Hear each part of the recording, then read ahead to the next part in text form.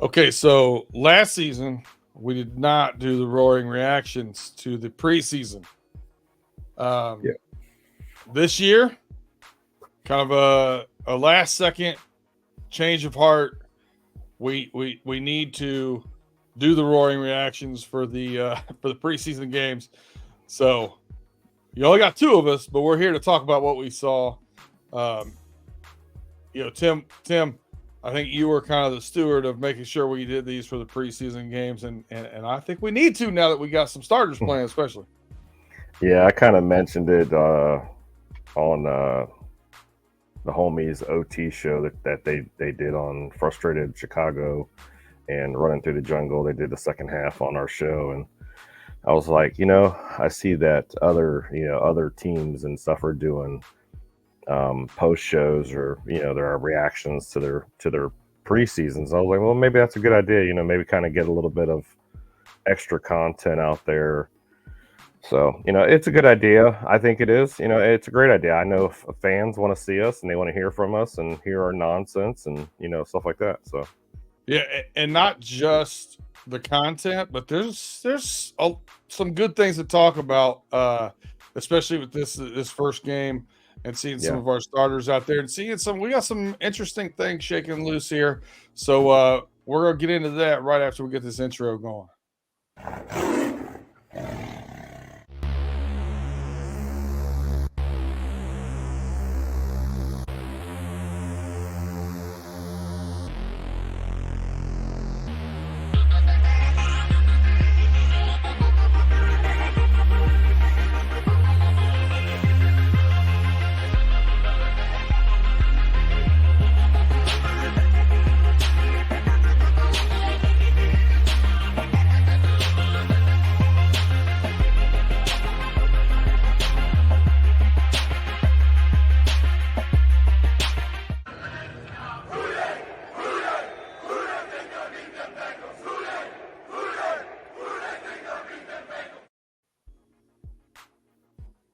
All right, welcome into your roaring reactions here on Running Through the Jungle. I'm your host, Brandon Harriet, with your host, Tim Lyons. What's going on, Tim?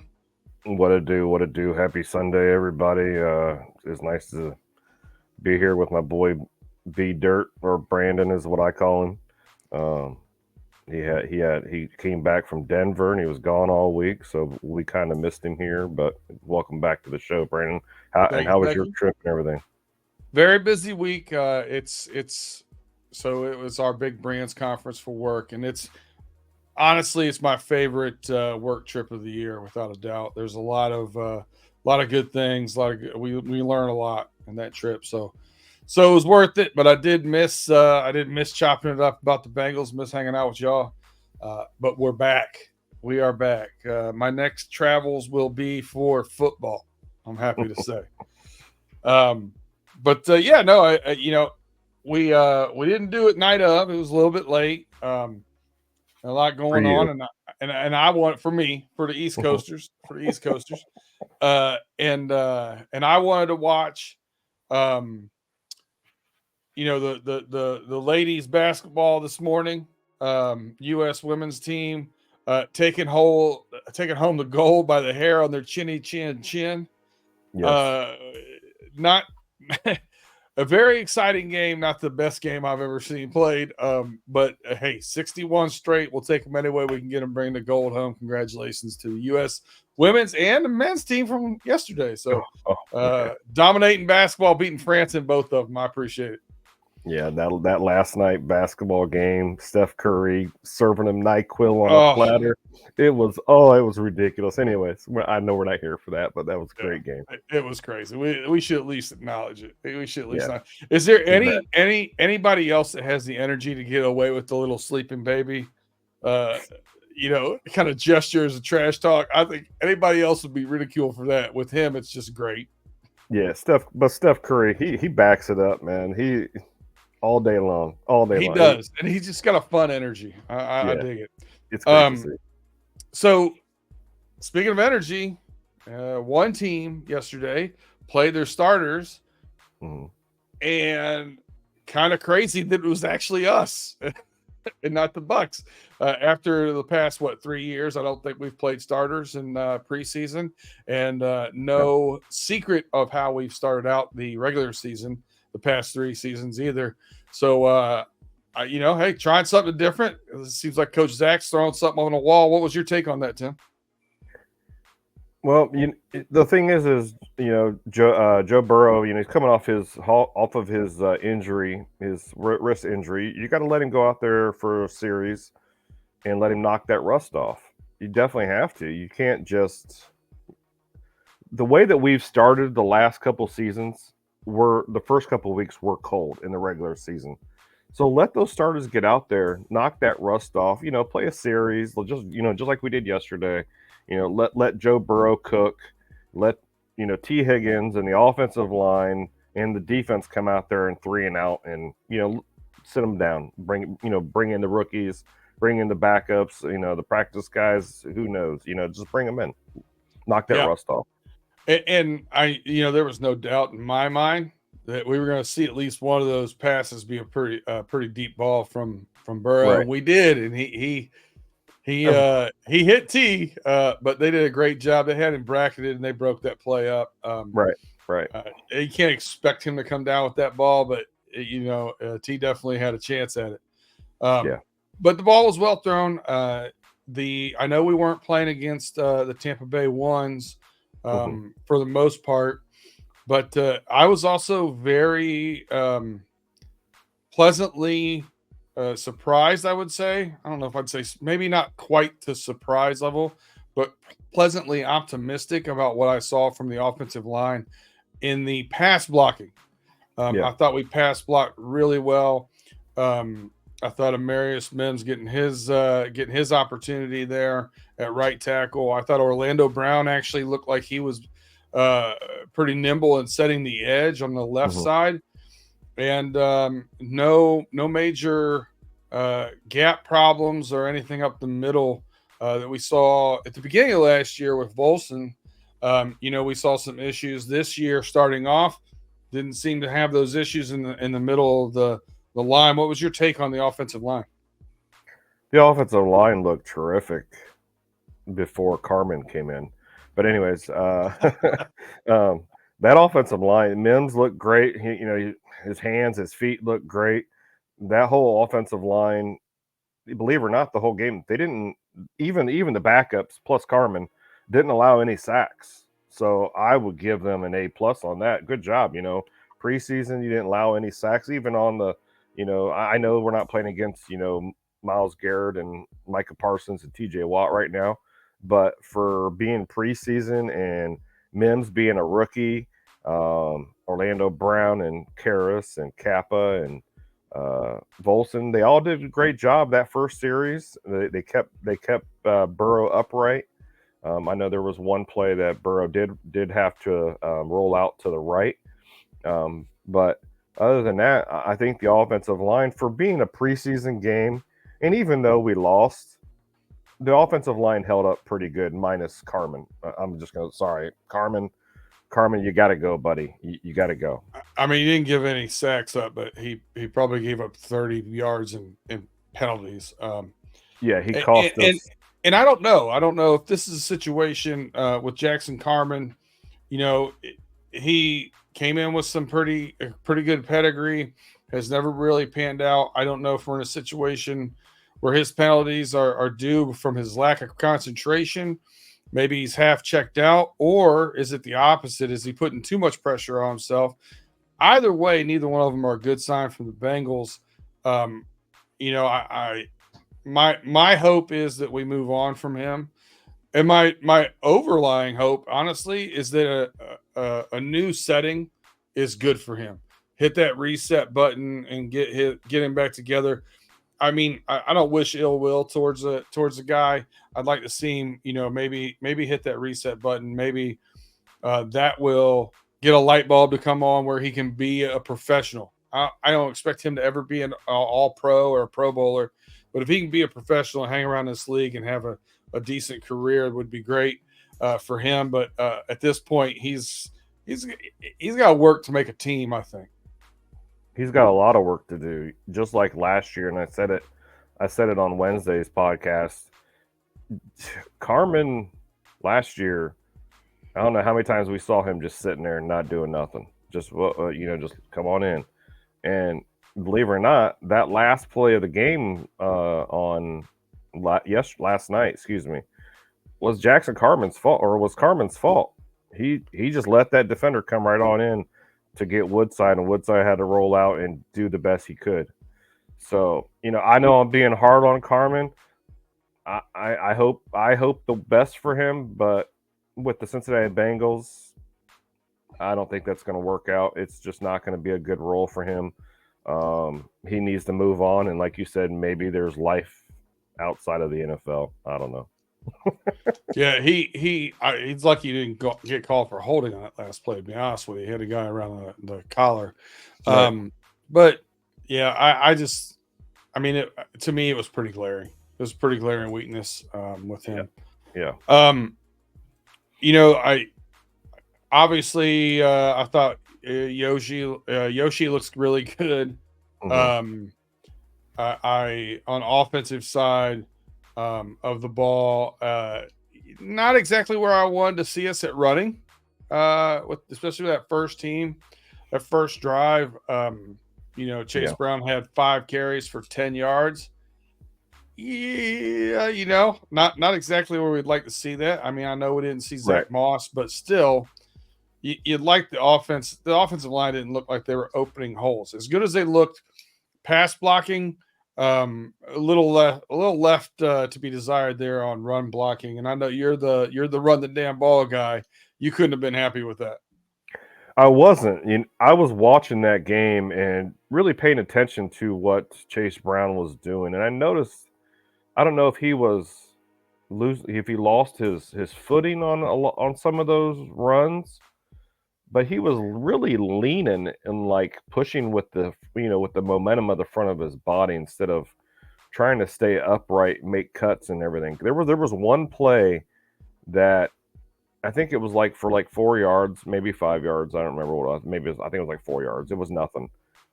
But if he would have been able to stay upright, make the cut to the right, he was gone. There was nobody. But every single play, it just seemed like he was getting the ball and just bulldozing. And I didn't understand that at all. And then in the second half, of course, it seemed like we didn't even run the ball at all to me. From what I remember, I understand the Cincinnati Bengals, they're going to pass the ball 60% of the time or more than that. But we need to figure out a run game. And I know our run game has been kind of skeptic this offseason because we don't know what's going to happen or how they're going to utilize it. But I wasn't very impressed with preseason. But then again, it's preseason. Let them knock the rust off of it. Let them get these game plans. And they're not going to show their cards. It's preseason. So, of course, the Cincinnati Bengals are not going to show their cards and show every formation and motion plays and all that stuff right now. So I'm not going to be too hard on them, but I was hoping for a little bit better for the run game last night.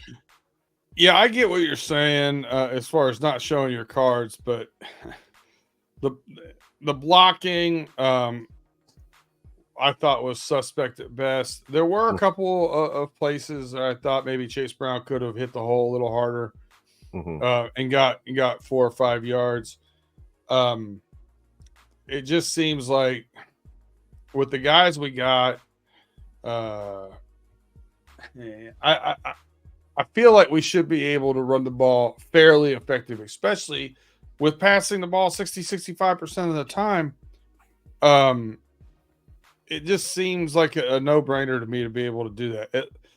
The only good thing I can say about it is, when you're looking for your preseason and whatnot, you're really looking to identify the things you got to work on, right? Mm-hmm. And identify things that were upsides. Pretty easy to identify that we got to get better at running the ball and we got to do it in a hurry. I mean, quick, fast, in a hurry, as G would say, for those of you that watch the homies. Quick, fast, and in a hurry. It's just not. I don't think so. Let's talk about what we're going to hear a lot of chatter of, right? should we have moved off of Joe Mixon? I think that's gonna if we don't come through with this, I think you're gonna hear some of that.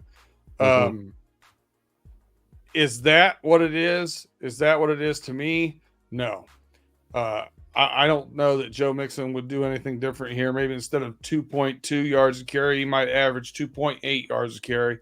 But I still don't think that's the answer. I don't think being mediocre is the answer. You got to keep questioning where you're at with those and the answers. It'll be interesting. Do we change up some of the things scheme wise, or is it just the group that we have blocking? I feel like Karras and Bolson and some of these guys are nasty enough that they should be better at run blocking. Right. So is it scheme personnel combo? I don't know. But to me, we've got to figure that piece out. Yeah. As far as the offensive line, and like again, I hate to keep saying this, right? But with you being the run the damn ball guy, I'm surprised you're not a little hotter on this one. I feel like I'm carrying the ball, and I'm confused. No, well, I'm just not gonna.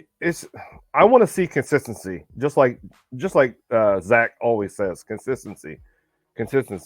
We're not seeing any consistency. We haven't seen that in a year and a half, 2 years now. There's no consistency with running the football. There has not. There's never been. I don't know if it's the way that Zach is running the offense or what he's calling, but there's no consistency, and we're not gonna. The thing is the run game's going to open up the pass game. The pass game's going to open up the run game. But if we're doing it 65, 70% of the time of throwing the ball, and we're not going to run the ball, we're going to be hurting. It's going to hurt us. It's going to hurt Joe Burrow and the passing game big time if we don't run the ball. We need to run the ball. Running the ball is going to open up so much for the pass. And when they made this change from Joe Mixon to Zach Moss, I wasn't sold. I'm still not sold. I'm not going to be sold.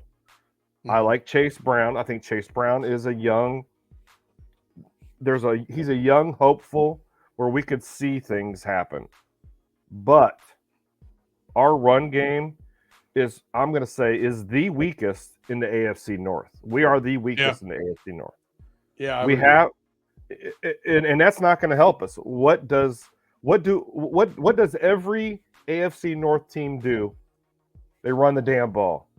Yeah. Cincinnati Bengals, we pass the damn ball. So in order for us to be successful, they need to be consistent with the run game and mixing in the run game in those plays, because we can't just sit there and come out passing and expect us to be successful in the long run. And I know I'm kind of being a little soft right now with the run the damn ball, because I know you said you feel like you're carrying it. No, it's just right now it's preseason. Now if next week or our next game that we go out there and we do the same thing, you're going to see a different me. Yeah. I'm a Chase Brown fan. I love his explosiveness. I like his upsize. I think I would like him to weigh more than Joe Burrow.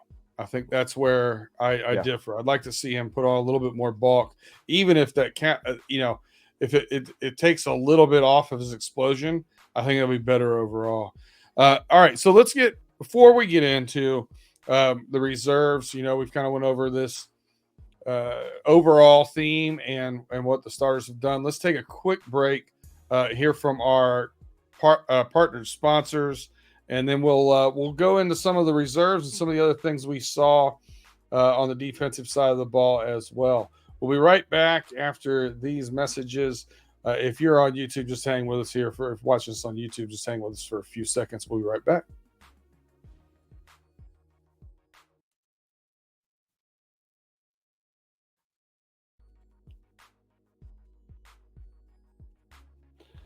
All right, welcome back to the Roaring Reactions on Running Through the Jungle, a Fans First Sports Network podcast. Let's get into these, defense and some of this, the second and third string, if you would. On the defensive side of the ball, we talked about it last night. We saw some things that we pleasantly surprised with, and we liked.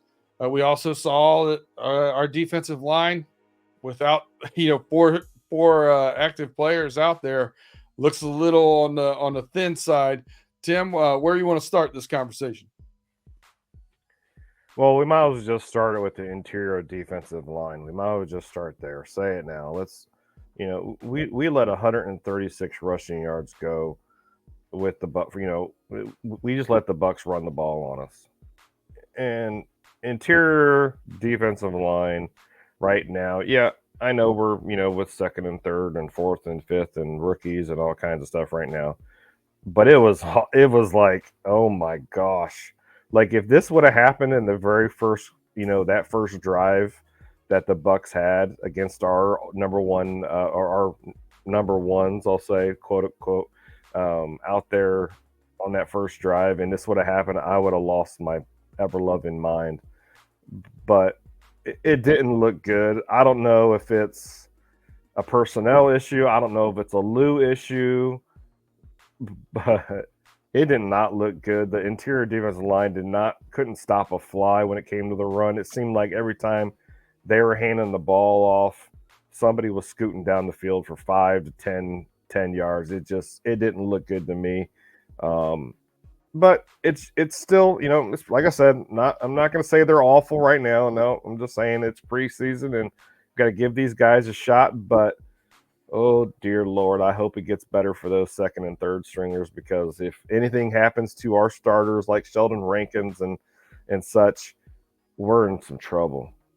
Yeah, and I really thought also there was some cutback where they didn't set the edge correctly. There was some not reading the play correctly from the edge. So I think the edge also had some issues, caused some issues with that interior line. I didn't see, I didn't see what overall I would want from, Chris Jenkins, but he did not get pushed around. He held strong and kept laying, but didn't get off ball and make plays. So that would be the kind of evolution I'd like to see. I don't think this league is going to overpower him. That's for sure.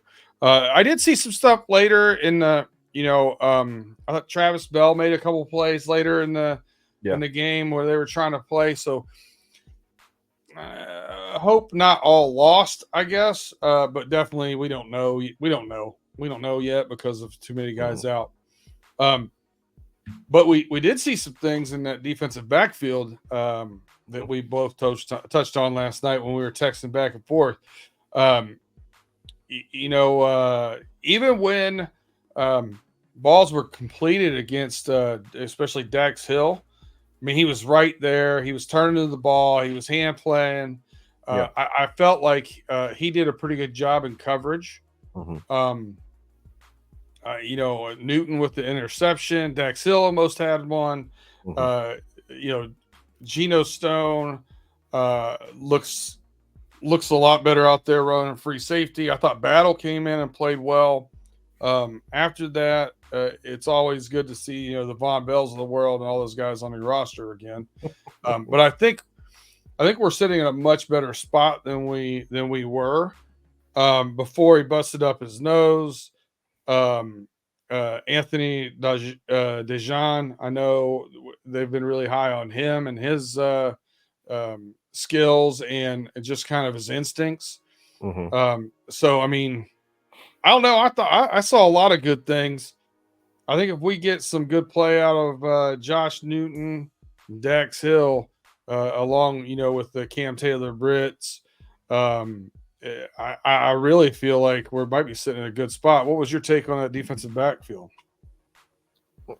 I was happy that Newt got his pick. Like you said, Hill was in there on some plays, and Jordan Battle was he wasn't playing with nobody last night. He had some hits that he was like, nope, get out of here. And but I want to give a shout out to I don't know if I'm pronouncing his name wrong. It's Jong Meta. He had 10 tackles yesterday. I know it wasn't, nothing that, everybody was showing and seeing and everything, but he had 10 tackles yesterday during that Bucks game. Yeah, exactly. You're like, who's this guy? So, but Burton and all them, Cedric Johnson had a sack and 4 tackles, and Gunter had 2 tackles and a half a sack. Um, it, you know, I know I'm mentioning linebackers and stuff like that, but yeah, I think it's Cedric promising. Johnson had some pressures. Yeah, I thought he looked pretty decent getting in there. Later in the game, he was more of a third string kind of guy, but I thought he had some upside. hmm yeah, I think it was good to see.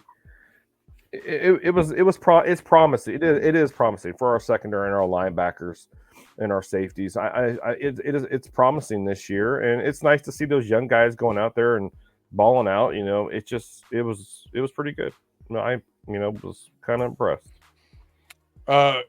Did you have any thoughts on the new kickoff? I love it. I absolutely. I don't know. I don't know. I know. G is like, oh, it's trash. It's trash. No, it's exciting. It makes it. All year for the last couple of years, all we ever see is the big kickers go up there and kick the ball out of bounds. Okay. Well, then what's the point of even kicking the ball? They should just say, you know what, we're going to start this quarter off on the 20-yard line, 25-yard line. Here you go. We're not even going to kick the ball off anymore. But now they brought in this new kickoff rule, and I absolutely love it because it can either be in your favor or it can penalize you, depending on where the kick is. And then within that, that zone, that kick return zone, I love it because you got these guys starting off at the 40, was it the 40-yard line? Yeah. The 40-yard line. The defense is at the 40-yard line, and then, we're at the 35. And it gives us something to look forward to in the kickoff instead of just, Bucker kicked it in the end zone. We're good. Yeah, Whatever. last year was a record number of touchbacks. So you're definitely going to avoid that this year, I think. You said something earlier about not showing your cards. I'm wondering how many not showing your cards things are going on right now with these kickoffs. I think we saw some pretty vanilla stuff. I'm interested to see if you see some wrinkles in that especially as the season goes on. Yeah, I'm sure some of these special teams coaches are thinking of some trickery they're thinking of something to make this thing a little bit more exciting or to confuse the defense on these returns. Because, I can see a possible, we'll say Captain America catches the ball, but then when Charlie Jones is back and healthy, they do a little reverse in that zone, and then they take off to the other side of the field. There's going to be some trickery that's going to happen, and I'm sure we'll see it. Yeah, I've heard the complaint about not being able to do the onside kick by surprise. You can only do it in the fourth quarter, and you have to declare that you're doing it. Well, if you don't declare that you're doing it, you realize that no one's within 20 yards of the kicker kicking off. Right. It's not the same. It's if they're going to do an onside kick in the rule that they're in now, they're going to kick it in the back of their damn defender's head, and it ain't going to pan. It's not going to work. And on top of that, why would you want to kick the ball in the, do an onside kick in the second or third quarter? You're down by a touchdown, whatever, but an onside kick is only really common sense to win. It's just not feasible to do a surprise onside kick when the kicker's 30 yards behind, 25 yards behind where the offense is. But But when they do the onside kick with this new kickoff rule, are they still sitting in the same? They line back up, or they line back up like they normally do. Yeah. Okay, gotcha. So, last but not least, save the best for last. We saw some pretty good things out of our third string offense. I think you and I have already traded Jake Browning, which may be a little unfair to him, but I think we Sorry, did that Jake. last night via text message. Deuce. Yeah. Woodside looked very good. He did. Browning did not, No. but Browning didn't look good all preseason last year, and then Mm-mm. came out and played well with the first strings after Burrow went down. The question is, in my mind, what could you get if you did trade Browning and kept Woodside? What could you get if you did that? Because we saw, like, okay, when Burrow goes down and we have to play half a season without him, we're not a playoff team. Right. You know what I mean? We're 9-8, pretty good for what we had when he went down.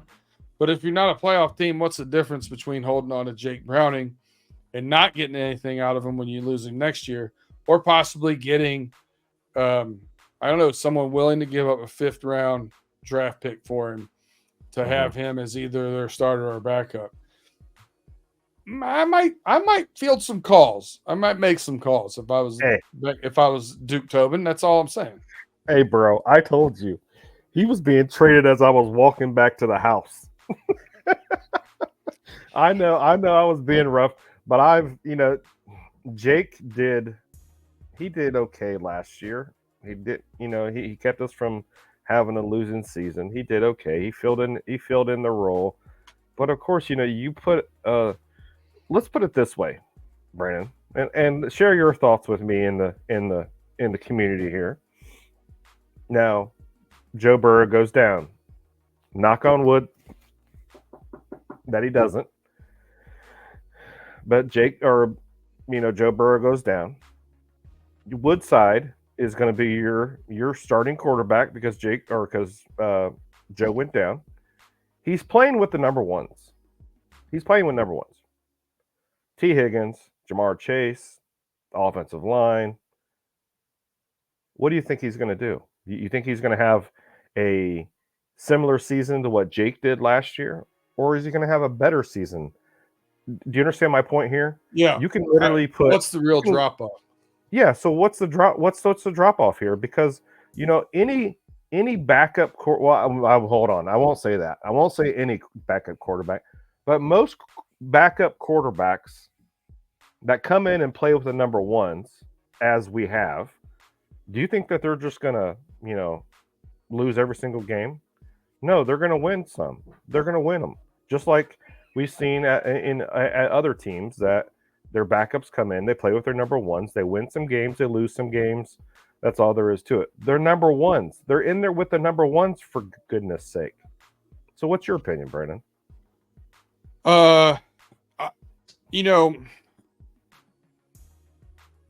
If you're trying to trade or deal Woodside, I know you're not getting anything for Woodside.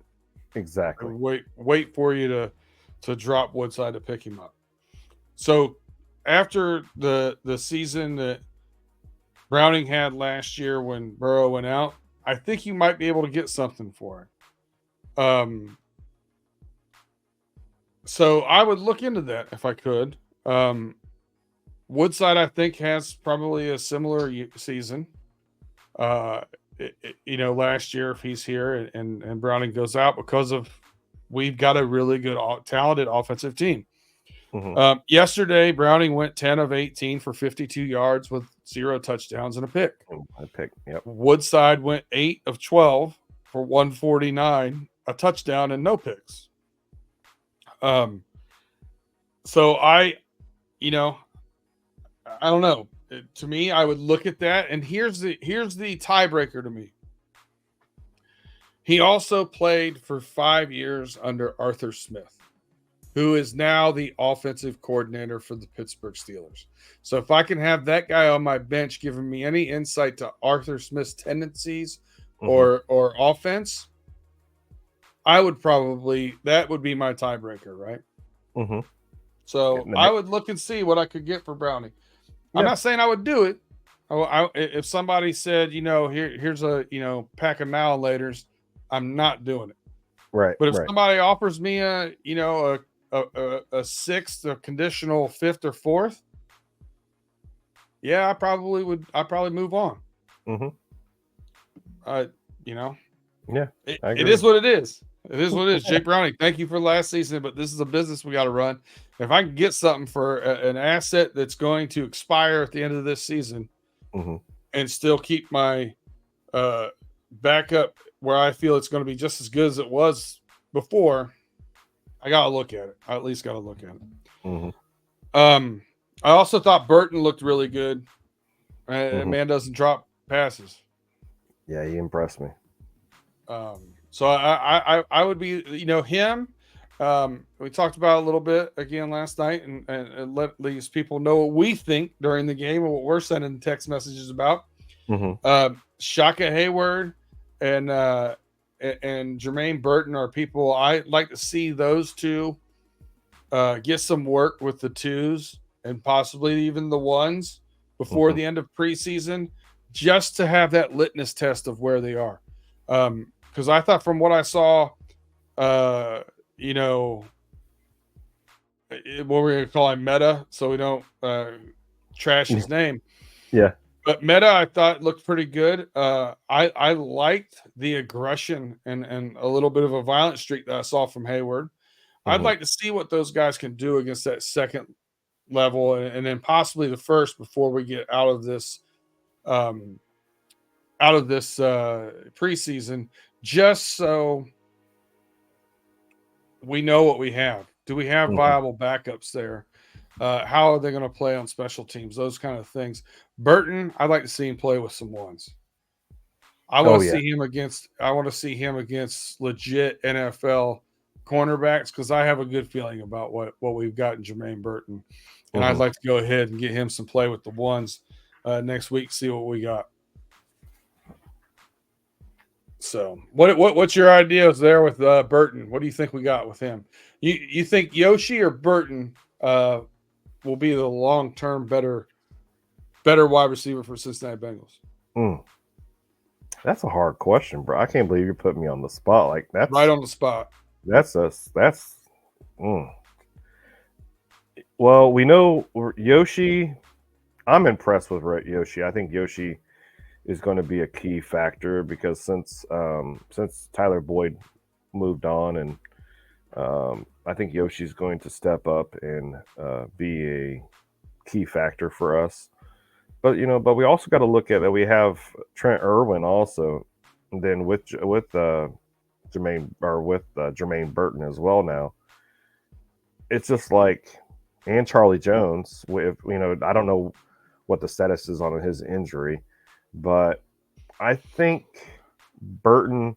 I think Burton is going to be a key factor in the long run for us, and probably more than Yoshi and Charlie Jones. Um, because Yoshi came from Princeton, right? Correct. Okay, sorry, I would to make sure I wasn't going to get Charlie Jones and Yoshi mixed up. But Burton came from Burton. Burton Bama. came Burton came from SEC school that played against NFL caliber Charlie corners. Jones is Purdue. Yeah, caliber corners all year long. So I'm gonna say that there is a higher ceiling maybe for Burton than Yoshi, but Yoshi could prove us wrong. I hear he looks good in camp. He looked good on Saturday. But I'm gonna still say Burton probably in the long run is gonna fare better. I agree with you. I think Burton's the real deal. Yeah. So I like where we're at. I mean, we got an embarrassment of riches at wide receiver. So Hmm. that was pleasant to see. Now we only got to do one more thing, right? We got to get one of them signed. Yeah. You Yeah. know, come on back, I'm Chase.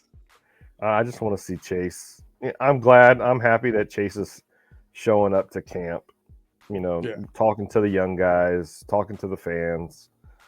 But I want to see Chase sign on that dotted line and get this deal done. I want to see the Bengals get this deal done, and just listen, to stop it, everything. I agree with you, but the silver lining is if there's one guy on the team that doesn't need any more reps with Joe Burrow to be on the same page, it's Jamar Chase. So Exactly. I'll leave it at that. So hey, I think what we saw from game one pretty good. Yeah. I 100% do not care about scoreboards. There was way too many times in the 90s where the Bengals would go 3-0, 3-1, or 4-0 in the preseason, and then turn around win 2 or 3 games the whole season. Right. So I do not care what the record is. I just care about what we see as far as piece development and some of those young guys getting out in the field, and I liked it. So, Yeah. any closing comments, Tim, before we get out of here? I know we need to get you back into wife duty. Long shopping list, maybe Bed Bath and Beyond. Don't know if I'll have time. Oof. Ugh. Yeah. Well, only thing I want to say is yeah, I totally agree with you. The score in the end didn't matter. We went for it on 4th and 10. It didn't matter. I know I had some questions of why, what happened to the Cincinnati Bengals in the 4th quarter in that very last drive, and I'm just like, it's preseason. It means nothing besides to see where our guys are at, see how they're playing, see how they look. That's all it is. I don't care if we go 0-3 in this preseason or if we go 2-1 in this preseason. In the end, all it matters is if we can win the AFC North or not. Regular season, we're trotting Money Mac out there tie the game. So exactly. Whatever. Amen. It is what it is. We thank all of you for listening to us ramble about our roaring reactions here on Running Through the Jungle network. Please hit that like, subscribe, share with a friend, tell a friend to tell a friend. Keep getting us. We will be doing the roaring reactions for every game, even those preseason games this season. And you can always check us out on Wednesdays for Running Through the Jungle. We will have some pregame stuff. We will be doing bring back Strange Love, where we bring on some of our opponents during the season and kind of pick their brain about what we're expecting matchup wise. So a lot of stuff coming to you here at Running Through the Jungle. We appreciate your support as always. And I'm out of here until Wednesday, 8:05 Eastern Standard Time. If you want to check us out live on Facebook, come on, or live on YouTube, come on over and make some comments, ask some questions. We'll see you there. Until next time. Peace.